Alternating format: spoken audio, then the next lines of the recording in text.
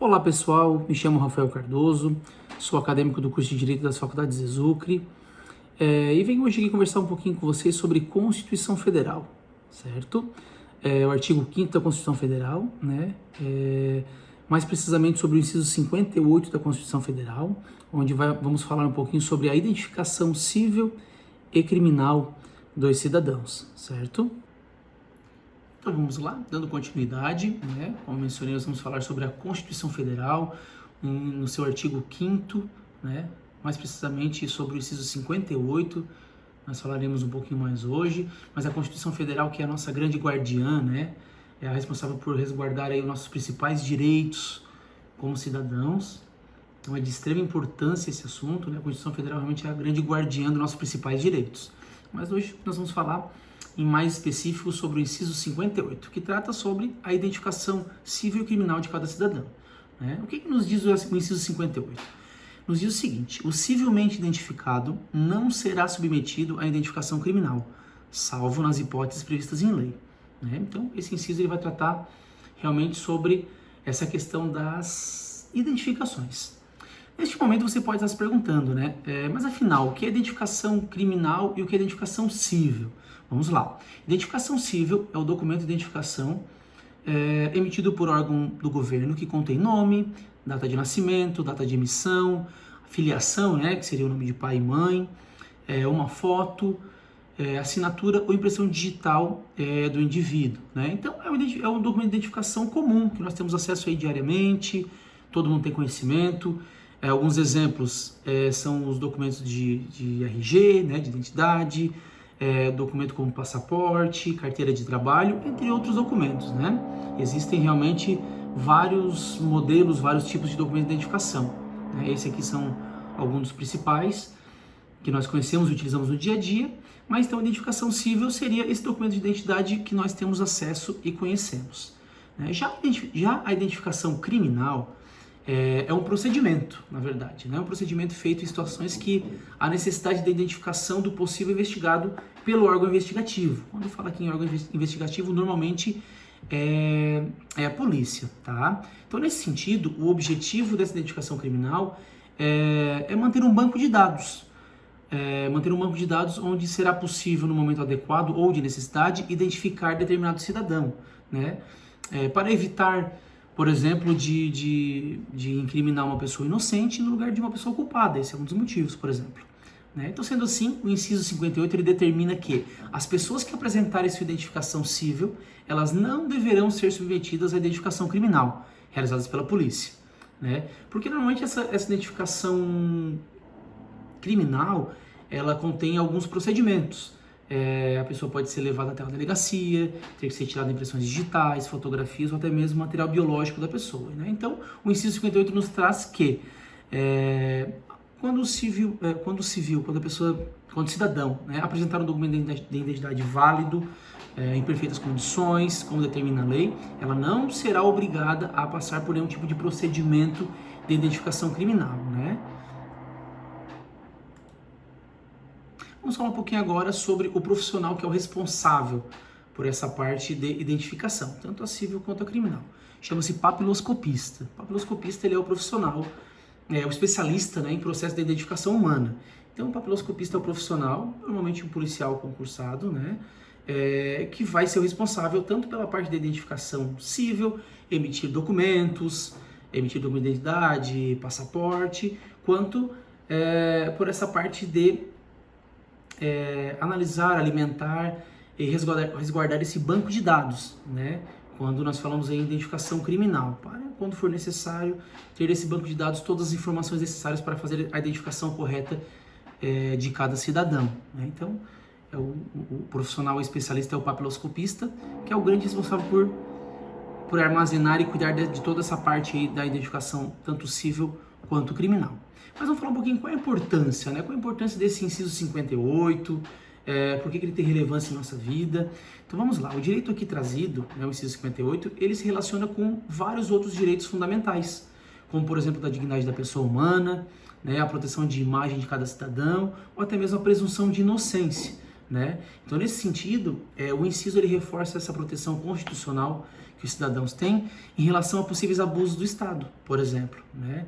Então esse inciso, juntamente com outros direitos que nós temos, eles vêm juntamente para nos preservar e evitar que nós passemos por qualquer tipo de constrangimento, qualquer tipo de situação arbitrária ou constrangedora por parte do Estado ou de alguma instituição policial, enfim, né? Vem para nos resguardar realmente.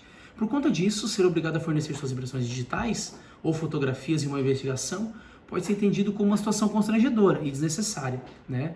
Em alguns casos pode até prejudicar a honra, a dignidade ou até mesmo a autoestima de cada pessoa. Então, para evitar esse tipo de constrangimento, realmente é muito importante que seja resguardado esse direito de cada cidadão.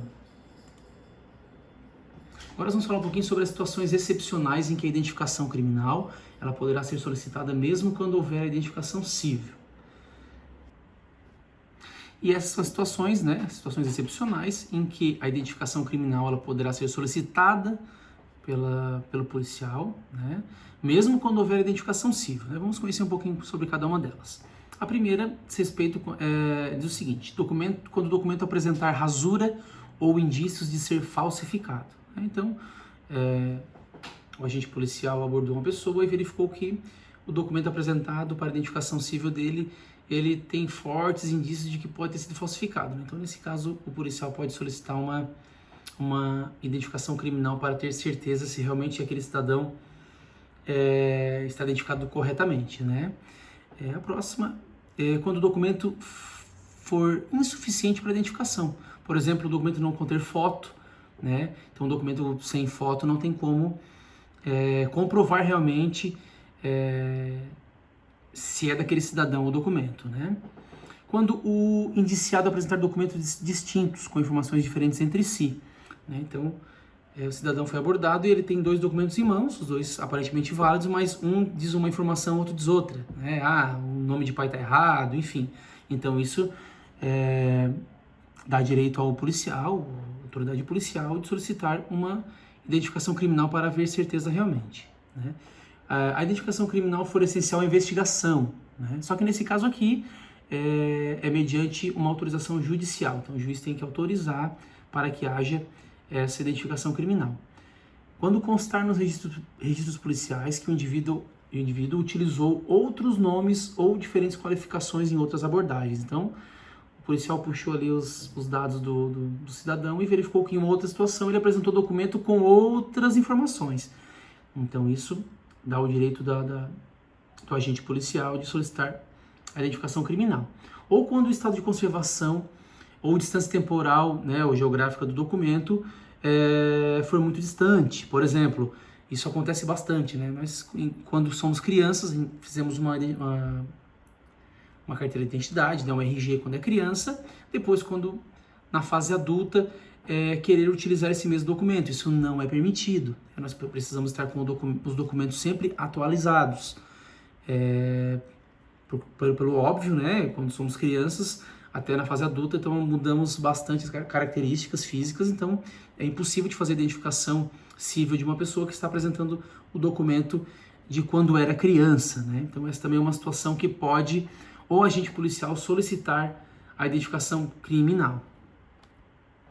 E para finalizar, né, o que podemos concluir? Podemos concluir acerca do que nós vimos agora, sobre esse inciso 58, sobre a identificação civil e criminal, né, dos cidadãos. Então, portanto, o inciso 58 define que não há necessidade de identificação criminal nos casos em que o indivíduo possui identificação civil, né, salvo em casos determinados de lei, que nós acabamos de ver.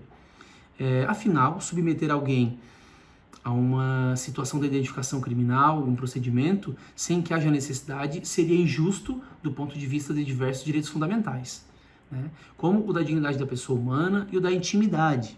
Então, por conta disso, esse dispositivo, o inciso 58 do artigo 5º, ele é de extrema importância para que os cidadãos sejam protegidos legalmente de possíveis repressões por parte do Estado, para afirmação de direitos individuais, né?